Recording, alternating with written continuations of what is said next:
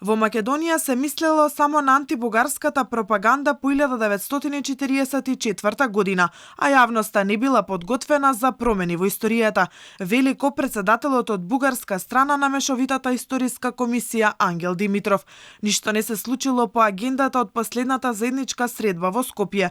Немало промена на учебниците за средниот век во Македонија и Бугарија, која според бугарскиот историчар треба да се направи веднаш и евентуалното, потенцира Димитров, заедничко чествување на Гоце Делчев. Тие немаат сознание што се случувало во првата половина на минатиот век, кога населението таму беше прогласено за српско и кога имаше терористички режим, кога таму имаше страшно насилство и постојани репресии. Тоа се чини дека воопшто не ги интересира, па знаат само за пропагандата и манипулациите по 1944 година, а за жал таа пропаганда е антибугарска. Тоа е интересен и важен сигнал пред се за атмосферата во која што работеше нашата комисија на последната 20-та средба. Можам да кажам дека таму нема подготвеност за никаква промена. Димитров вели Гоце Делчев бил во програмата на комисијата веќе трета година, ама никако да се стигне до дебата за него. Димитров е незадоволен и од пристапот на Македонија за промените во учебниците, кои како што вели се надвор од нашата заедничка историја. Димитров повтори дека забелешките од македонска страна за бугарските учебници биле општи,